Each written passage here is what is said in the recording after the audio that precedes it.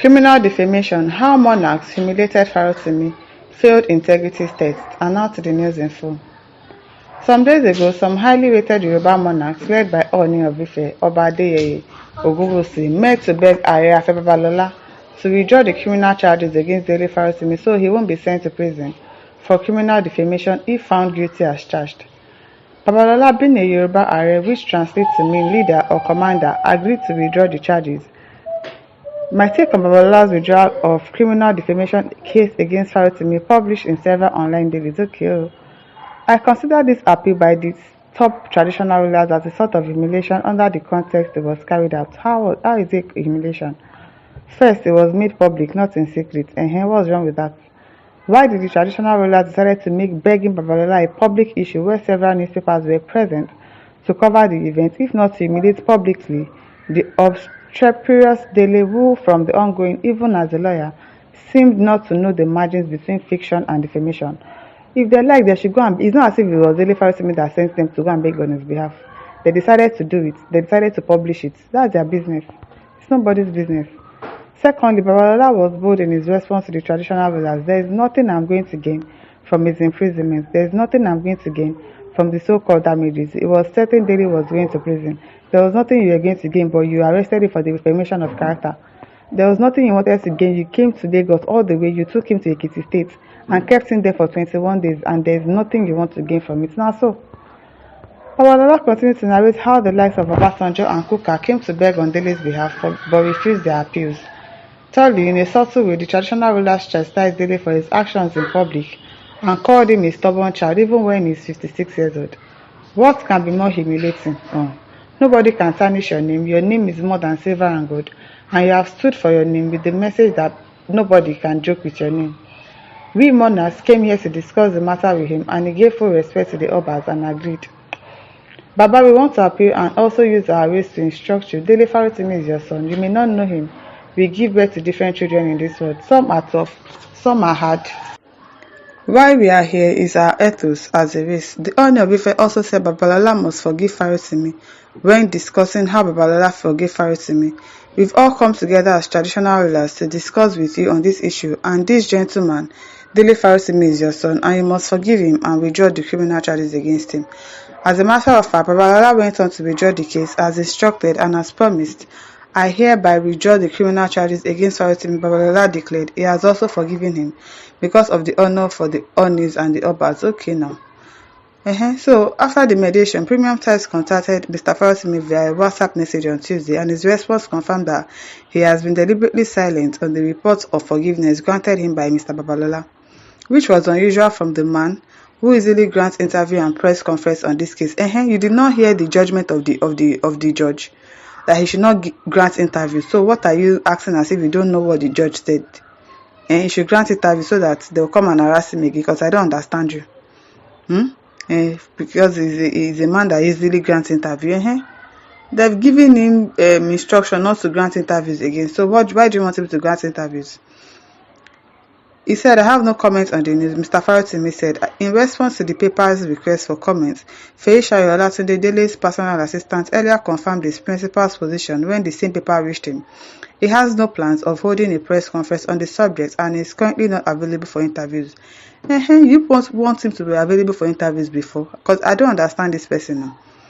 As laughable as Farotimi is not currently available for interviews seems, someone who romans the media and even got an award at Starter of the Year, I wish to dispassionately deduct the logic behind his newfound fortress under silence without duress. It's like this person is not okay. You are not okay at all. You did not hear when he just said one of his bail conditions is that he should not grant interviews. Because I don't understand what you are looking for. What are you trying to say? Are you trying to mock Farotimi or what? Because it's looking like that.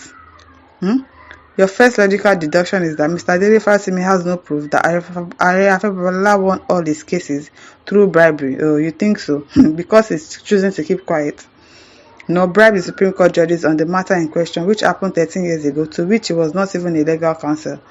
My second deduction, Mr. Deduction, is that it is possible Dele was the one who secretly appealed to the Yoruba traditional rulers to help beg Babalola to remove the criminal charges from the court, knowing fully well he won't be able to prove his case in court and he might end up in prison.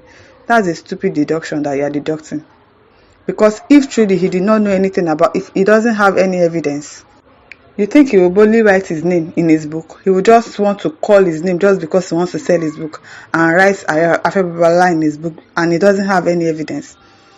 Did you hear the things he was saying when he came out of prison, that Nigeria did not happen to him because people talk? Do you know what they must have done to him in prison for that 21 days that he spent there? And they gave him bail conditions that he should not grant interviews. You now want him to grant interviews because he said he would not grant it. You are now saying you are deducing that he was the one that secretly appealed. That's your wahala. If you like be deducing rubbish in your head, or that he doesn't have any evidence or whatever, that's your business. Another of my deduction is that Farotimi has proofs. I know it is real, but I just want to balance the narrative. That's your who is this person? But was bribed. Bribed as how? Just like the judges they accused. This person is not okay. Who is this person? He's not okay. In my summation, Dele has failed integrity test. See, that's why he cannot spell test now. Test, you wrote text. Olodo. He's not more than those he accused in his pamphlets. Those he usually dismiss and condemn in his righteous indignation. Why will he leave thousands of his supporters high and dry when they thought he would be revelatory? Because George said so. Because if he disobeys, and it is you same people that will say, oh, he's being confrontational. Why is he disobeying court order? They said he should not grant interview. He's granting interview. Who is this person that is saying this thing? I need to know the person's name, because it's obviously rubbish that you are deducing. Just like those he has been condemning, has he been bribed or given an appointment in Afenifere, an ethnic social cultural group, to go silent? Why would Dele deny the people the truth, the fact of this matter, after all the national anticipation? Why will he ever be believed next time when such a fire is on him? He will not even come outside to say anything, because of course that is what they want, to keep everybody short. Everybody that tries to talk, people will keep the person quiet. But this person, you are not okay. Mike A says this writer is demon possessed. I agree. From the pit of hell, he only triggers insinuation, and I don't know what he likes to gain about all this nonsense. The writer doesn't know how Yoruba culture works and remains valued more than other cultures of the world. Maja Masala and Maki Konjiloju Ogun, yes so. If this writer knows the meaning of this Yoruba adage, he won't be writing this brainless nonsense.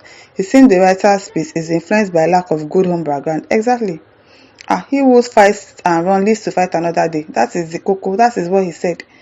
You fight and run, you live to fight another day, because the court already gave him conditions. You now want him to come and grant you interview. You are anticipating, so that if he goes back to jail, you will now come and start talking rubbish again. You are not okay. Ndukochi Naka says very stupid write-up, ended up insulting the people he is promoting. He refused OBJ, who was one of the people that patronized him, and then hid Obas. Very interesting. Don't mind them. Very nonsense write-up. My listeners, over to you. Leave your thoughts in the comment section. Don't forget to like, to share, and subscribe.